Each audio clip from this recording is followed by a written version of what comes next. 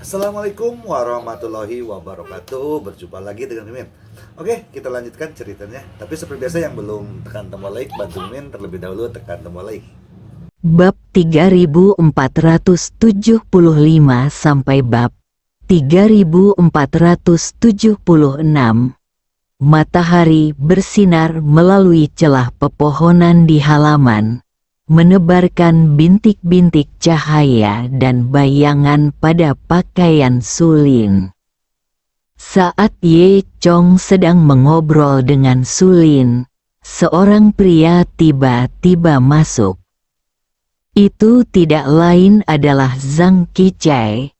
Keajaiban ini memang terbiasa bersikap sombong dan mendominasi. Dia tidak peduli dengan murid-murid istana Fenxiang, dan dia tidak menghormati Sulin. Zhang Qichai dengan kasar masuk ke halaman Sulin tanpa pemberitahuan sebelumnya dan tanpa memperhatikan etika. Pintu halaman tiba-tiba dibuka oleh Zhang Qichai, mengeluarkan suara berderit yang keras.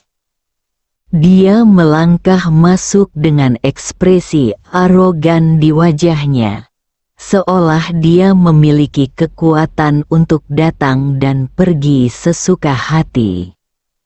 Sikapnya sangat kasar dan dia tidak menganggap Sulin sedang melakukan percakapan pribadi dengan tamu tersebut. Mata Zhang Qichai menyapu halaman dan akhirnya tertuju pada Ye Chong. Jelas sekali, ketika Zhang Qichai melangkah ke halaman Sulin, dia tidak menyangka akan melihat Ye Chong di sini. Kedatangannya agak lancang, dan penampilan Ye Chong semakin mengejutkannya. Zhang Qichai tampak terkejut saat ini. Ye Chong sedang berbicara dengan Sulin, dan percakapan mereka terganggu oleh gangguan tiba-tiba Zhang Qichai. Ye Chong sangat tidak senang. "Kenapa kamu ada di sini?" Suara Zhang Qichai jelas terkejut. Ye Chong berbalik dan menghadap Zhang Qichai. "Apakah Anda perlu khawatir tentang hal itu? Tuan Sulin dan saya sedang berbicara. Tidakkah menurut Anda tidak sopan menerobos masuk seperti ini?" Wajah Zhang Qichai menjadi gelap. Dia tidak terbiasa ditanyai. Namun, meski dia tidak bahagia, dia bukan tandingan Ye Chong, jadi dia hanya bisa menanggungnya. Matanya diam-diam melirik bolak-balik antara Ye Chong dan Sulin, seolah mencari petunjuk. "Jika ada yang ingin kau katakan, katakan dengan cepat. Jika tidak, keluarlah." Wajah Zhang Qichai membiru dan putih karena marah. Sikap Ye Chong membuatnya tidak bisa ditoleransi. Namun, ketika dia memikirkan kekuatan Ye Chong, dia masih menahannya. "Saya mencari guru Sulin untuk mendiskusikan hal-hal penting." Zhang Qichai berusaha menyembunyikan kemarahan dan kepengecutannya, dengan sedikit nada kaku dalam suaranya. Saat itulah Sulin berkata, "Jika ada yang harus kamu lakukan, beritahu aku." Zhang Qichai mendengus dingin dan berkata, "Dalam 2 hari, Istana Chang akan mengadakan jamuan makan untuk seorang tamu. Tuan Sulin, jangan lupa untuk hadir." Sulin sedikit mengernyit dan berkata, "Tamu macam apa? Mengapa kamu tidak memberitahu kami sebelumnya?" "Oh, ini bukan perjamuan sekte formal. Ini hanya teman lama tuanku. Jadi anggap saja ini undangan pribadi." Zhang Qichai berkata sambil tersenyum. Karena ini jamuan makan pribadi, aku tidak akan pergi. Sulin berkata dengan dingin. Zhang Qichai tersenyum dan berkata, akan buruk jika kamu tidak pergi. Ini adalah undangan tuanku untukmu. Nada bicara Zhang Qichai lebih seperti sebuah perintah. Sulin sedikit tidak senang karena dia kesulitan berurusan dengan penjabat kepala istana Zhang Sengtian. 2 hari kemudian, itu adalah hari ulang tahun Sulin. Dan Zhang Sengtian secara khusus memilih waktu ini untuk mengundang Sulin menemani perjamuan tak terduga ini. 2 hari kemudian, Ye Chong mengerutkan kening. Dia ingat Huang Kewei berkata bahwa ulang tahun Sulin akan jatuh 2 hari lagi. Awalnya, dia, Huang Kewei dan yang lainnya berencana mengadakan pesta ulang tahun untuk Sulin. Jelas ada ketidakpuasan dalam suaranya. Zhang Qichai, apakah Anda melakukan ini dengan sengaja? Ulang tahun Tuan Sulin, bagaimana bisa diganggu oleh jamuan makan Anda? Mendengar ini, Zhang Qichai mengangkat senyum bangga di bibirnya. Ye Chong, ini adalah pengaturan dari penjabat kepala istana. Apakah Anda ingin mempertanyakan keputusan penjabat kepala istana? Ye Chong berkata dengan dingin. Ulang tahun Guru Sulin hanya datang setahun sekali. Dan perjamuan dapat diadakan di lain waktu. Zhang Qichai, Anda jelas-jelas tidak menghormati Guru Sulin dengan melakukan ini. Zhang Qichai mendengus dingin dan berkata dengan sikap arogan, Ye Chong, kamu hanyalah seorang murid tua. Jangan berpikir kamu hebat. Apakah kamu punya hak untuk berbicara di sini? Tamu itu sangat penting bagi istana Fenxiang. Tuan Sulin harus membedakan pentingnya. Ye Chong hendak membalas, tapi dihentikan oleh Sulin. Sulin melambaikan tangannya dengan lembut, memberi tanda pada Ye Chong untuk tenang. Suaranya tenang tetapi dengan otoritas yang tidak perlu dipertanyakan lagi. Zhang Qichai, kembalilah dan beritahu penjabat kepala istana bahwa tidak peduli betapa pentingnya tamu itu, saya tidak akan pergi. Zhang Qichai tidak menyangka Sulin akan begitu ngotot. Ada tatapan suram di matanya. Tuan Sulin, Anda harus berpikir dengan hati-hati dan jangan biarkan emosi pribadi sementara Anda memengaruhi peristiwa besar di istana Fenxiang. Ye Chong berkata dengan dingin, Zhang Qichai, kamu mendengar apa yang Guru Sulin katakan, kamu bisa keluar. Jika pria bernama Zhang itu tidak bahagia, kamu bisa memintanya untuk datang kepadaku. Zhang Qichai tidak menyangka Ye Chong menjadi begitu sombong sehingga dia bahkan tidak peduli dengan penjabat kepala istana. Namun, meski hatinya merasa tidak bahagia, dia tidak berani benar-benar menjadi musuh Ye Chong. Oke, Zhang Qichai mundur selangkah. Dengan nada ancaman di nadanya, Tuan Sulin, Ye Chong, saya akan menyampaikan niat Anda kepada penjabat kepala istana. Tetapi Anda juga harus bersiap. Anda tahu ini apa, itulah konsekuensinya. Setelah mengatakan itu, Zhang Qichai berhenti berlama-lama dan berbalik untuk meninggalkan halaman. Zhang Qichai ini benar-benar pantas dikalahkan, kata Ye Chong. Su Lin tersenyum. Ye Chong, kamu terlalu impulsif. Zhang Sengtian itu tidak mudah untuk dihadapi. Tidak apa-apa, aku tidak takut padanya, kata Ye Chong. Su Lin berkata, tidak masalah. Selama aku di sini, dia tidak bisa melakukan apapun padamu. Yang terburuk adalah bertengkar dengannya. Lagi pula, dia dan aku telah berselisih satu sama lain. Sudah lama sekali, Su Lin mengira kekuatan Ye Chong masih pada tahap yang sama seperti sebelumnya, tanpa banyak kemajuan. Oleh karena itu, di dalam hatinya, Ye Chong sama sekali bukan lawan Zhang Sengtian. Ye Chong tersenyum dan tidak berkata apa-apa.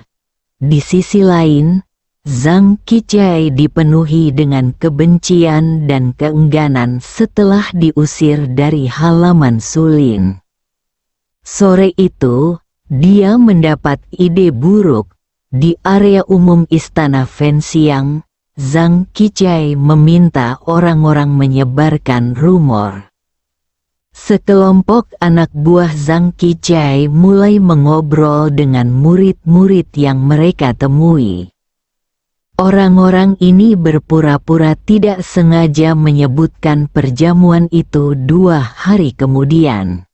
Tahukah Anda bahwa dalam 2 hari, penjabat kepala istana akan menjamu tamu yang sangat penting?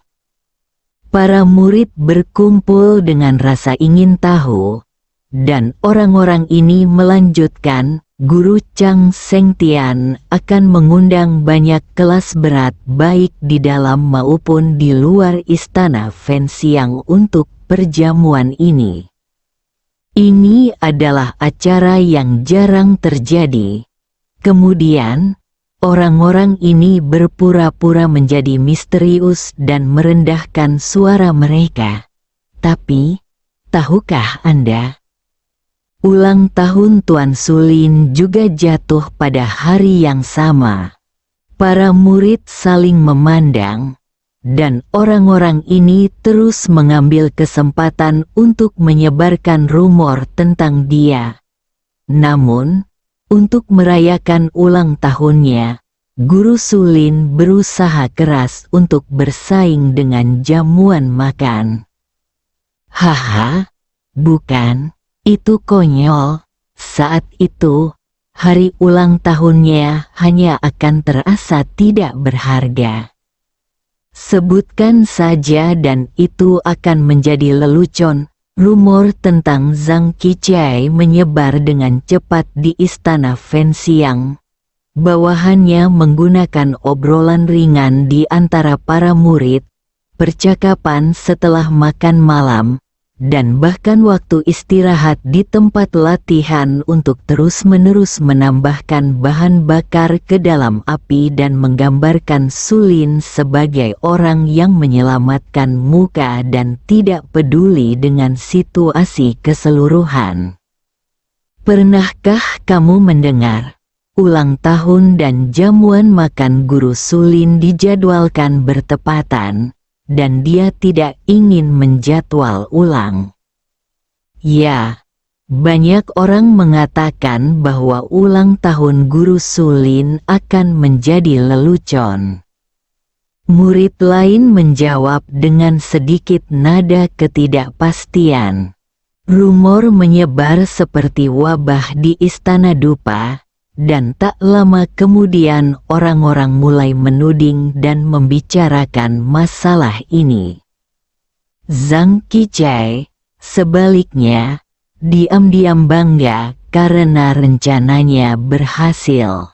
Malam itu, Di halaman Ye Chong, sebuah meja bundar diletakkan di tengah halaman, dengan beberapa bangku diletakkan di sekelilingnya. Semua orang duduk bersama dan menikmati makan malam mewah yang dimasak oleh pria gendut itu. Keahlian pria gendut itu sekali lagi membuat makanannya sangat menggoda, dan aroma masakan memenuhi udara, membuat orang mengeluarkan air liur. Saat malam tiba, halamannya terang benderang. Ye Chong, gendut, orang buta, 9 ular dan lainnya semuanya telah tiba. Hanya Huang Kewe yang hilang. Alhasil, setelah menunggu beberapa saat, Huang Kewe masuk dengan marah. Ternyata Huang Kewe pun mendengar rumor tersebut dan sangat marah.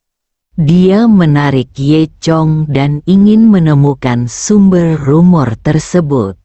Namun, Ye Chong tahu siapa yang melakukannya tanpa pergi ke sana. Itu pasti Zhang Qichai. Kemudian, Ye Chong memberitahu semua orang apa yang terjadi sebelumnya. Saya yakin rumor itu pasti disebarkan oleh Zhang Qichai. Ye Chong berkata dengan sedikit kepastian dalam suaranya. Setelah semua orang mendengar ini, mereka semua marah, dan kemarahan terlihat di wajah semua orang. Zhang Qichai ini benar-benar keterlaluan. Pria gendut itu menamparkan meja dan berkata dengan marah. Beraninya kamu memfitnah Tuan Sulin seperti ini? Dia sangat tidak tahu malu. Orang yang tidak tahu malu, kita tidak boleh duduk diam dan menonton. Huang Kewe bahkan lebih marah. Dia tiba-tiba berdiri, dengan cahaya terang di matanya. Saya akan mencari Zhang Qichai untuk menghakimi. Ye Chong, kamu memukulinya. Melihat ini, Ye Chong dengan lembut menekan tangan Huang Kewe dan memberi isyarat padanya untuk duduk. Kemudian, Ye Chong berkata sambil tersenyum, "Kakak senior Huang, jangan impulsif. Saya tahu Anda melakukannya demi kebaikan Guru Sulin, tapi saya punya cara sendiri untuk menghadapinya. Apa yang bisa saya lakukan? Saya pikir akan lebih baik jika memukul anak ini dengan baik," kata Huang Kewe dengan marah. Ye Chong tersenyum dan berkata, "Apakah kamu masih percaya padaku?" Huang Kewe duduk kembali. Masih sedikit enggan. Ye Chong, apa yang akan kamu lakukan? Ye Chong tersenyum sedikit, dengan sedikit godaan di matanya. Bukankah pria bernama Chang mengatakan bahwa jamuan makannya penting dan semua tamu yang diundangnya adalah kelas berat? Bukankah dia mengatakan bahwa jamuan ulang tahun Tuan Sulin kita adalah lelucon? Kami hanya akan mengundang beberapa orang besar untuk datang dan mengalahkan pihak Chang. Kalau begitu, kami tidak perlu mengatakan apa-apa. Bukankah mereka akan langsung menamparkan wajahmu? Huang Kewe berpikir sejenak. Ini ide yang bagus. Tetapi apakah Anda yakin dapat menemukan seseorang yang lebih kuat? Penjabat ketua istana memiliki banyak koneksi, dan saya dengar dia cukup mampu. Ye Chong tersenyum dan berkata, "Jangan khawatir, ini terserah saya." Pria gendut itu menamparkan meja, rencana yang bagus. Aku percaya padamu, Ye Tua, kamu bisa melakukannya sesuai keinginanmu. Ye Chong berkata, itu saja. Tapi jangan keluar dan mengatakannya, agar tidak menimbulkan masalah lagi. Kalau begitu, kita bisa membuat mereka tercengang. Huang Kewei, si gendut, si buta dan yang lainnya semuanya mengangguk. Alhasil, suasana di Incense Palace menjadi sangat meriah keesokan harinya. Para murid saling berbisik dan membicarakannya. Inti topiknya adalah pesta ulang tahun Guru Sulin. Pernahkah kamu mendengar, Tuan Sulin akan mengundang tokoh yang lebih penting di hari ulang tahunnya untuk melawan Zhang Sengtian? Sial, apakah itu benar atau tidak? Tuan Sulin bukanlah tipe orang yang menyelamatkan mukanya. Apa yang terjadi kali ini? Murid lain merasa ragu. Itu benar sekali. Aku mendengarnya dari Fatih sendiri. Dia juga mengatakan bahwa Tuan Sulinlah yang mempercayakan Ye Chong, yang baru kembali 2 hari ini, untuk menangani masalah ini. Ku dengar Ye Chong bertemu banyak orang ketika dia bepergian. Salah satu murid berkata dengan tegas, "Ah, jadi begitu." Berita itu menyebar dengan cepat ke seluruh istana dupa, seolah-olah ia mempunyai sayap. Di tempat latihan seni bela diri, beberapa murid berkumpul dan mendiskusikan masalah ini. Tuan Sulin, bukankah dia sedikit gila? Apa untungnya melawan Zhang Sengtian? Artinya, menurutku Guru Sulin melakukan sesuatu yang tidak bijaksana kali ini. Di sudut akademi, beberapa murid muda juga berbisik. Apakah menurutmu Ye Chong dan yang lainnya benar-benar dapat mengundang lebih banyak tamu penting daripada Zhang Sengtian? Seorang murid bertanya dengan rasa ingin tahu, sulit untuk mengatakannya. Tapi jika kita benar-benar bisa mengundangnya, itu akan sangat menyenangkan. Mata murid lain bersinar karena kegembiraan.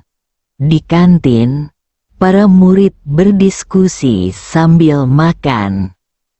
Ini juga sangat beresiko. Jika kita tidak bisa mendapatkan undangan tersebut, kemana wajah Tuan Sulin akan pergi? Murid laki-laki di sebelahnya berkata dengan cemas. Segera, Ye Chong, Huang Kewei dan yang lainnya mendengarnya. Ye Chong benar-benar menyesalinya. Baru kemudian dia menyadari bahwa Fatih adalah orang yang bermulut besar. Bagaimana dia bisa mengungkapkan rencananya sebelumnya? Terutama katakan itu pada pria gemuk. Setelah Zhang Qichai mendengar tentang ini, dia merasa bangga. Katanya, hal itu dilakukan sendiri. Siapa Ye Chong? Dia bisa mengundang seseorang yang lebih penting daripada tuanku. Konyol sekali, Zhang Qichai langsung tertawa. Hal ini membuat lebih banyak murid merasa bahwa memang demikianlah masalahnya.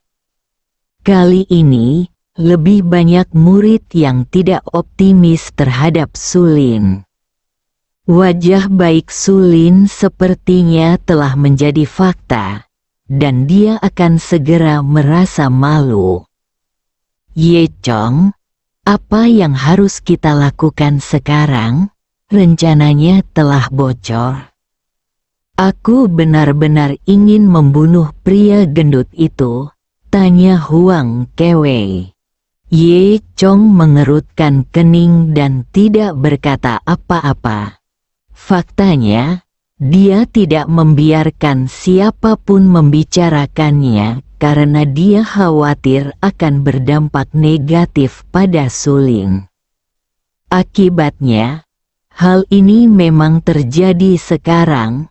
Sebagian besar murid di Istana Fenxiang, meskipun mereka tidak berani melakukannya secara terbuka, sekarang menertawakan Suling. Huang Kewei melihat Ye Chong terdiam dan melanjutkan, kita harus melindungi reputasi guru Sulin apapun yang terjadi. Ye Chong mengangguk.